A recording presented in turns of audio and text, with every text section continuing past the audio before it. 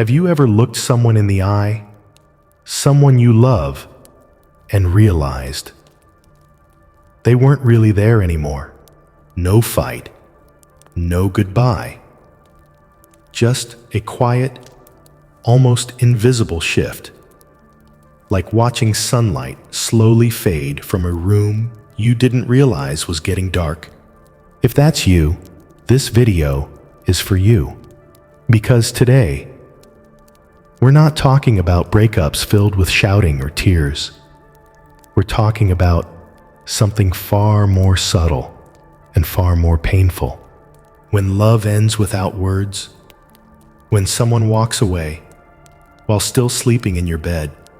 Through the story of David, an ordinary man facing the quiet collapse of a long-term relationship, we'll explore what Stoic philosophy teaches us about letting go, staying grounded, and most importantly, how to lose someone without losing yourself.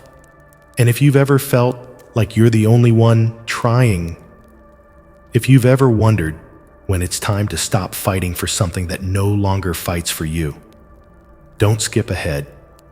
Stay with me all the way to the end, because there's a kind of peace you might not even know you've been missing. And if this story speaks to something in your heart, hit subscribe to The Silent Thinker. Here, we don't just talk about Stoicism as theory. We live it quietly, honestly, and together. Part 1. When they're still there, but their heart's already gone. Have you ever sat across the dinner table from someone you love, made eye contact, and realized they weren't really there anymore? No fight, no slamming doors, just a quiet withdrawal you can't quite name. Like watching a sunset fade behind a mountain slower than you realize, until darkness covers everything. This is what emotional distance looks like. It's not always betrayal or screaming matches. Sometimes it's silence, and silence is often louder than words. There's a man I once knew. Let's call him David. David was a school teacher in a small town in Oregon. Humble, dependable, deeply devoted to his wife, Sarah. They had a simple life.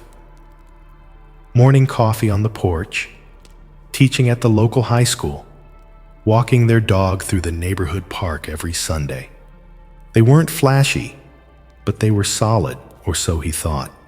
Over time, David began to notice something subtle. Sarah stopped waiting for him to come home. Dinner was there, yes, but no conversation to go with it. She used to ask about his students, his silly classroom stories. Now she just nodded and stared at her phone. One night, David brought home her favorite blueberry pie from that bakery she used to love. She thanked him, politely, without looking up, and that's when it hit him. She was still there, but not with him anymore. Marcus Aurelius once said, "You have power over your mind, not outside events. Realize this, and you will find strength." That's a tough pill to swallow when the person you love becomes emotionally unavailable. Our first instinct is to fix things, to talk, to do more, to reach deeper. But Stoicism teaches us something different. Your suffering doesn't come from their silence. It comes from your resistance to it. When we can't accept that people change, that connection shift, we prolong our pain. We start to hold on tighter, and the tighter we grip, the faster things slip through our fingers. David started to notice his mornings changed. He wasn't thinking about lesson plans. He was thinking about how off everything felt at home. He wasn't listening to his students.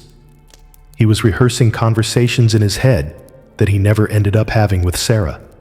And eventually, he stopped trying to bring back what was not out of bitterness, but because he realized something crucial. We do not own love. We are only guests in it.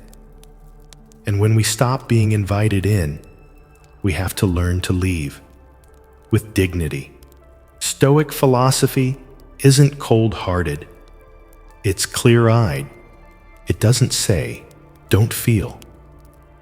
It says, feel what is yours to feel and let go of what is not.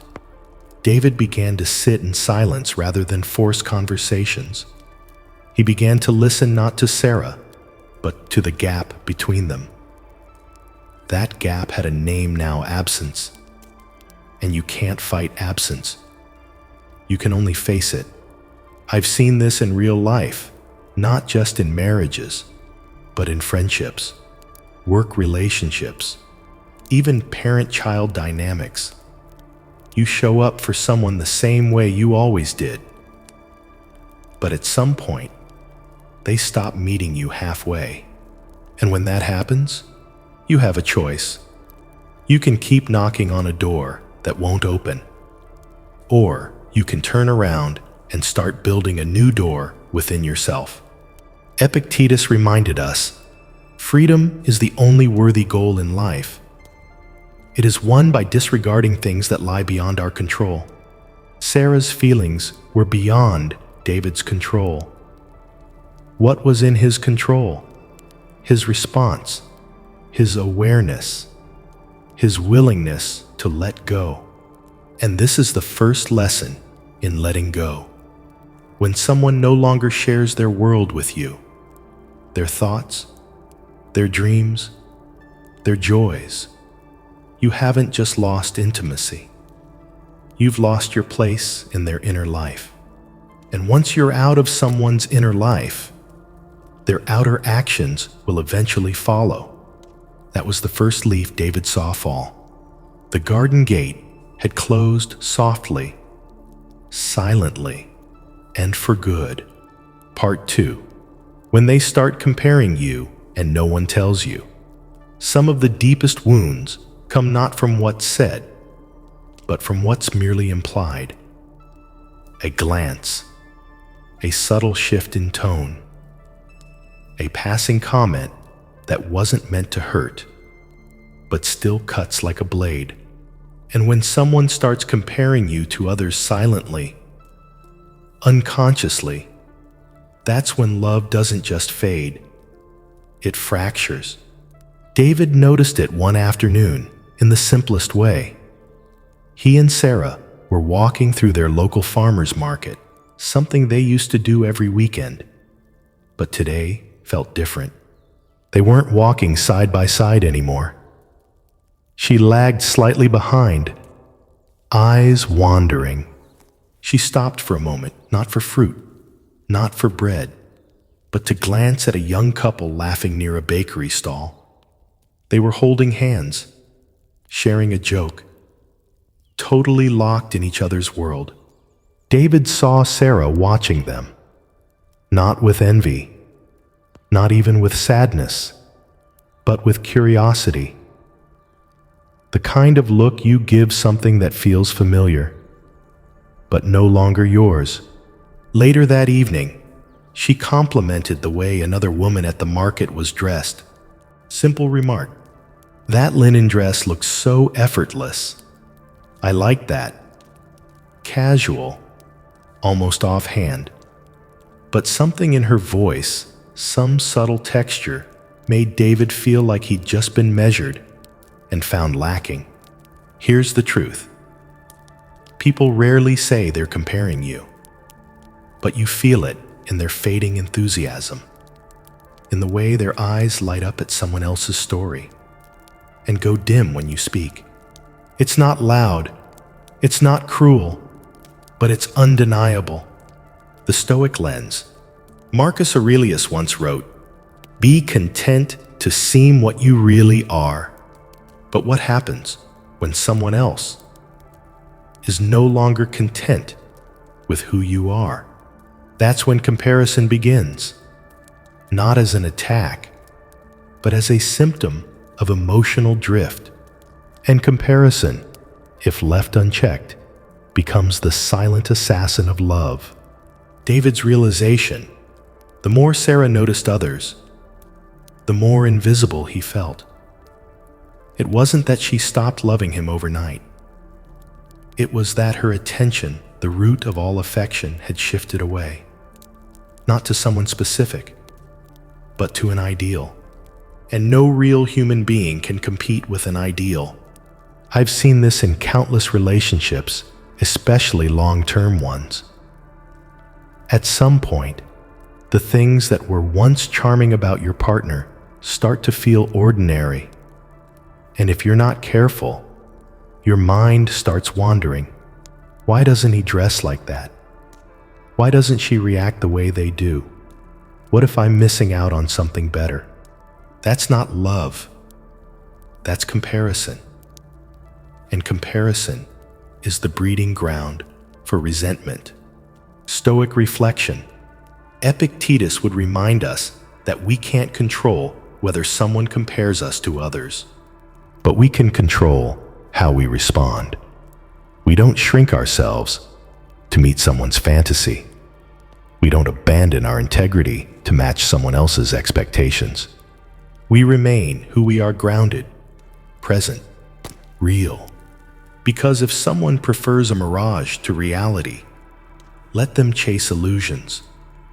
But don't become one just to keep them. David didn't confront Sarah. He didn't beg her to see him differently. He simply observed. He noticed how she smiled more easily with others, but not with him. How her praise went elsewhere. How her silences became longer, colder, harder to cross. He wasn't angry. He was awake. And in that wakefulness, he saw the second truth. When someone stops choosing you, not in big dramatic moments, but in tiny everyday comparisons, they're already halfway gone. A story to reflect: the Stoics often spoke in metaphors. Imagine carving a statue of the one you love, every detail, every memory, etched in care. But over time, you start to change the shape, not to reflect them, but to reflect who you wish they were. You file down the flaws. You adjust the smile. You make the eyes softer. And suddenly, the statue no longer looks like them. It looks like your desire. And eventually, you resent them for not being what you imagined, even though they never asked to be anything but themselves. That's the quiet violence of comparison. And that's what David was facing. Not a loud betrayal, but a slow erasure. The second leaf had fallen, not with a fight, not with a scream, but with a glance that no longer saw him. Final thought: if you feel someone is starting to measure you against people they barely know, ask yourself, do I want to spend my life performing or living? Because the person who loves you doesn't rank you. They recognize you. And if you're being silently sized up, it's not a relationship anymore. It's a quiet audition. And you deserve more than a role. You deserve to be real. Part 3.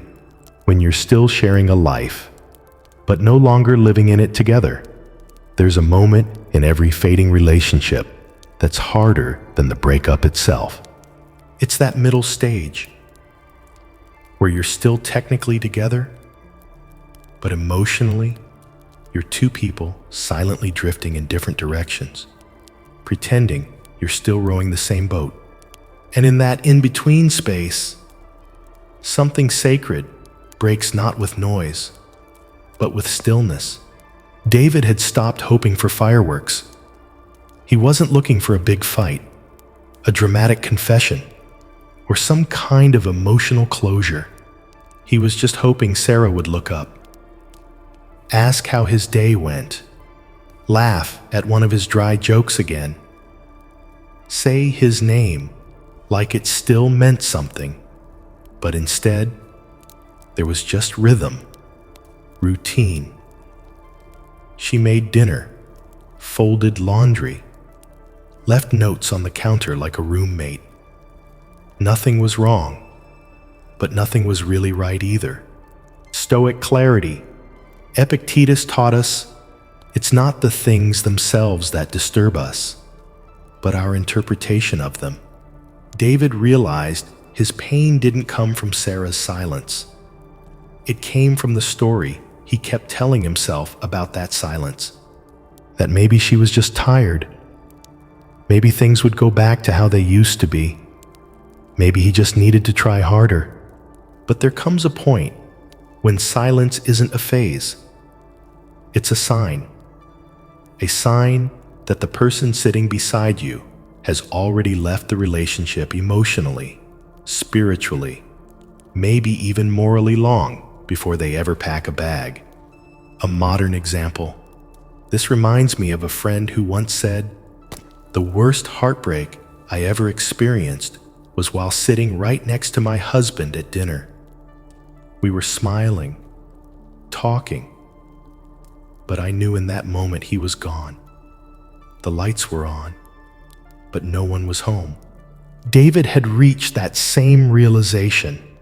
He no longer felt the need to tell Sarah about his day, because he knew she wasn't really listening. He no longer asked her what was on her mind, because her answers came pre-wrapped in politeness, but no intimacy. They'd become two actors in a quiet drama no one wanted to admit was ending. And David, he stopped performing. Marcus Aurelius once wrote, "Let your soul stand strong and ready, free from attachment, expecting nothing." This isn't cold detachment, it's compassionate clarity. David wasn't giving up on Sarah. He was giving up on the illusion that what they had still existed. And in that surrender, something inside him began to heal. What happens when you stop trying to fix what cannot be repaired? You start repairing yourself. David went back to his books. He started journaling again. He went on long walks with no destination, not because he was bitter, but because he was beginning to return to himself.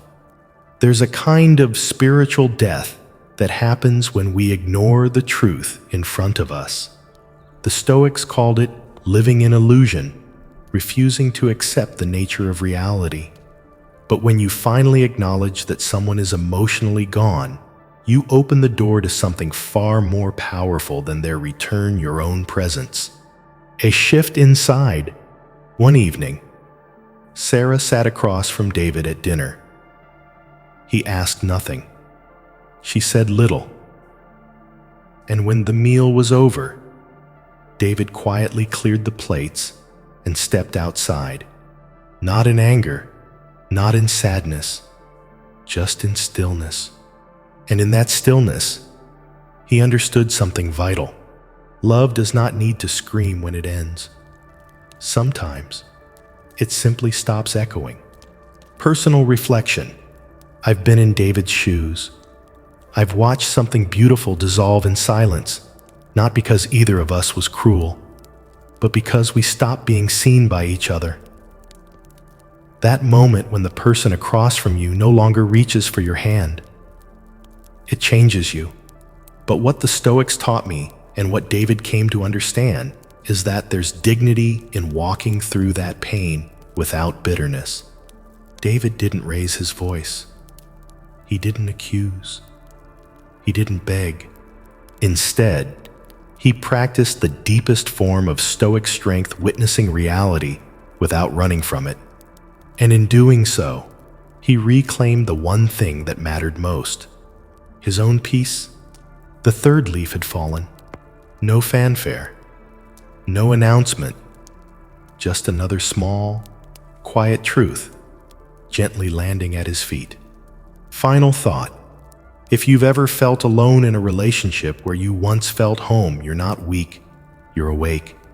And sometimes, awareness hurts more than heartbreak. But in that pain, you're being handed a choice. Keep pretending, or start coming back to yourself. Part 4. When letting go isn't weakness, it's wisdom. You don't always realize the moment you stop fighting. It's not loud. It doesn't come with a dramatic goodbye. Sometimes, it happens in the smallest choices. You stop waiting for them to ask how your day went. You stop checking your phone, hoping for that message that never comes. You stop chasing conversations that feel like dead air. And that's not giving up. That's waking up. David had reached that point after months of trying, months of silence, and months of slow erosion. He finally stopped trying to pull Sarah back toward him.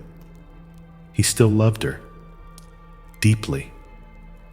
But love, when one-sided, becomes self-harm. So he made a different choice. He chose peace. The Stoic insight. Epictetus reminds us, freedom is the only worthy goal in life, and it is won by disregarding things that lie beyond our control. For so long, David tried to control something he couldn't. Sarah's feelings, her presence, her attention. But one morning, something in him shifted. He didn't announce it. He didn't write a speech. He just stopped resisting reality. And the moment he did, he felt lighter. A real-world example. I remember talking to a woman who had been in a loveless marriage for 10 years. She told me, "I didn't walk away because I stopped loving him. I walked away because I finally started loving myself." That's what David was learning. He wasn't leaving Sarah. He was simply stepping out of a role that no longer served either of them. Sarah still came home every night, still moved around the house like she belonged there. But now, David didn't look to her to define his mood. He stopped scanning her face for signs of hope. He started cooking for himself, not because she might join him, but because he deserved a good meal. He wasn't waiting anymore. And that, to me, is the purest form of strength, not detachment, but grounded clarity. Marcus Aurelius once wrote, "You have power over your mind, not outside events. Realize this, and you will find strength." David began rebuilding from the inside out. He started waking up early, taking walks without his phone, reading philosophy again. He began writing letters to no one, just to hear himself think clearly. He was no longer searching for answers from Sarah. He was giving those answers to himself. Here's the paradox. Letting go doesn't always feel like a release at first.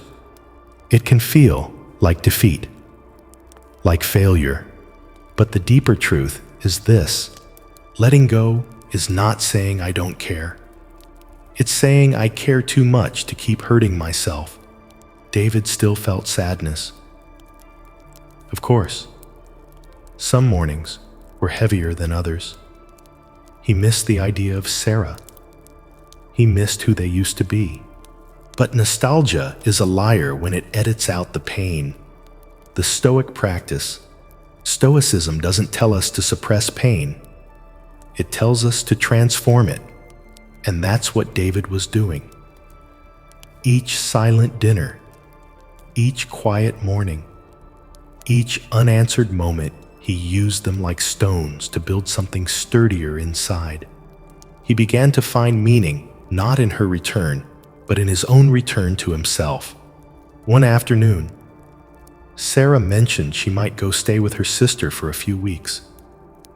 David didn't panic. He didn't ask, "What does that mean for us?"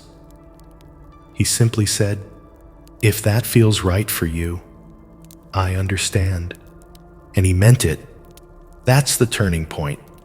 The moment when peace outweighs possession.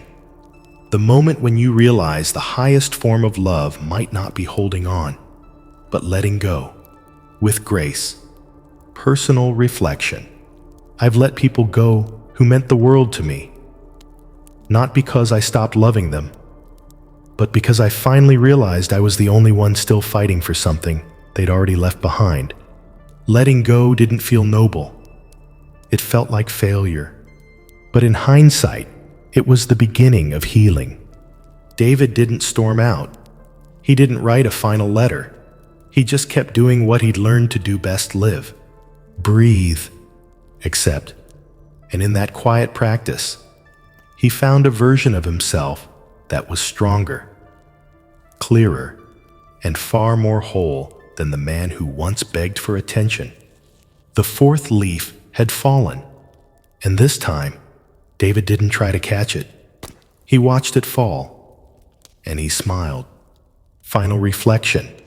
If you're at that point where you're tired, numb, and wondering if you're the problem, you're not broken. You're becoming. Letting go is not the end of your story.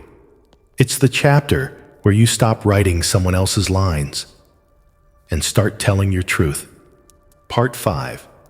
When they leave and you stay whole, undiminished, and free. Sometimes, the most important part of a story isn't the beginning or the climax. It's what the main character becomes after the ending. That's where real transformation happens, not when everything works out, but when everything falls away, and you realize you're still standing. Sarah never officially said goodbye. No dramatic final speech, no apology. No, I just need space. One morning, she simply packed a weekend bag and left to stay with her sister. She didn't say when she'd be back, and David didn't ask. He just stood in the kitchen, brewing his coffee, listening to the kettle hiss, and for the first time in months, he didn't feel frozen in place. He felt still, but not stuck. This is where Stoicism lives. In that quiet moment, after the storm, when you realize the real battle was never about the other person. It was about your own resistance to change. Epictetus once said, "Don't hope that events will turn out the way you want. Welcome events in whichever way they happen." This is the path to peace.